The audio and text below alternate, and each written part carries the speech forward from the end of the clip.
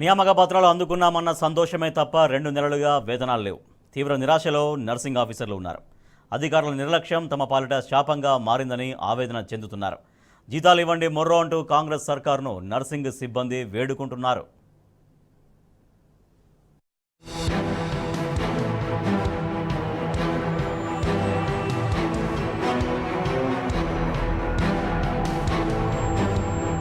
వైద్యారోగ్య శాఖలో మొత్తం 6,856 మంది నర్సింగ్ ఆఫీసర్లకు జనవరి 31న ఎల్బీ స్టేడియంలో రాష్ట్ర ప్రభుత్వం అట్టహాసంగా నియామక పత్రాలు అందజేసింది.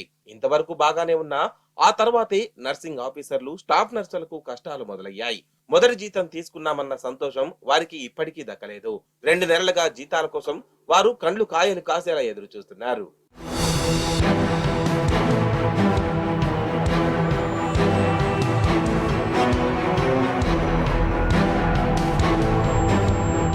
మొత్తం 9 విభాగాల్లో నియామక పత్రాలు పొందిన నర్సింగ్ ఆఫీసర్లు ఫిబ్రవరి మొదటి వారం నుంచి తమకు కేటాయించిన పోస్టులు చేరారు. పిహెచ్సిలు మొదలు ఉస్మానియా, గాంధీ వంటి సూపర్ స్పెషాలిటీ దవాఖానాల వరకు దాదాపు 2 నెలలుగా సేవలు అందిస్తున్నారు. అయినప్పటికీ వారికి వేతనాలు అందడం లేదు. ఉద్యోగంలో చేరిన తర్వాత ప్రతి నెల దాదాపు 50,000 జీతం అందుతుందని నాడు ఎల్బీ స్టేడియంలో ఊదరగొట్టారు. వారి కోసం ప్రభుత్వం ప్రతి నెల 35 కోట్ల రూపాయలు అదనపు భారం మోస్తుందని చెప్పుకొచ్చారు. అభ్యర్థులతో చప్పట్లు కొట్టించుకున్నారు. ఉద్యోగులకు కూడా ఆ సంబరమే మిగిలింది.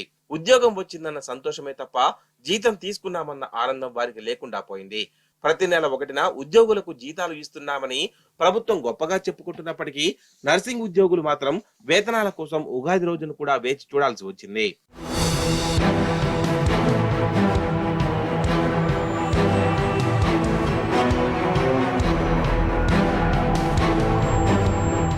సాధారణంగా కొత్తగా నియమితులైన నర్సింగ్ సిబ్బంది నియామక ప్రక్రియను డైరెక్టర్ ఆఫ్ పబ్లిక్ హెల్త్ కార్యాలయం పర్యవేక్షించాల్సి ఉంటుంది.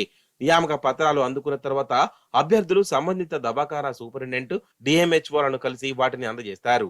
తర్వాత సంబంధిత దవాఖానా లేదా డిఎంహెచ్ఓ కార్యాలయ సిబ్బంది వారికి సర్వీస్ నిబంధనల ప్రకారం ఎంప్లాయ్ ఐడి, బ్యాంక్ అకౌంట్ తదితర నియామక ప్రక్రియను పూర్తి చేసి వివరాలను డిపిహెచ్ కార్యాలయానికి పంపుతారు. అక్కడి నుంచి నర్సింగ్ విభాగానికి వివరాలు చేరుతాయి. అప్పటి నుంచి వారికి ప్రభుత్వ ఉద్యోగిగా గుర్తింపు లభిస్తుంది. అయితే 2 నెలలు గడుస్తున్నా ఈ ప్రక్రియ ఇంకా పూర్తి కాలేదు. ఉన్నతాధికారుల నిర్లక్ష్యం, కింది స్థాయి అధికారుల అవినీతి కారణంగానే జాప్యం జరుగుతుందనే ఆరోపణలు వెల్లువెత్తుతున్నాయి. 2 నెలల తర్వాత కూడా కొన్ని చోట్ల ఇంకా క్లర్కుల స్థాయిలోనే వీరి ఫైళ్లు ఆగిపోయాయంటే పరిస్థితి ఎలా ఉందో అర్థం చేసుకోవచ్చు. డిపిహెచ్ కార్యాలయంలో ఈ ప్రక్రియను పర్యవేక్షించాల్సిన ఉన్నతాధికారులు చోద్యం చూస్తున్నారనే విమర్శలు ఉన్నాయి.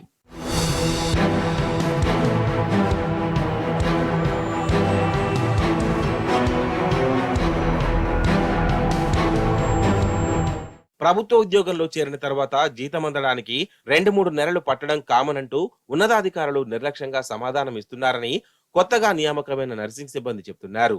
ఉద్యోగంలో చేరిన మొదటి రోజు నుంచి లెక్కపెట్టి వేతనం ఒకేసారి వస్తుంది కనుక 2-3 నెలలు ఆలస్యమైతే ఏమవుతుందని దబాయిస్తున్నారని వాపోతున్నారు.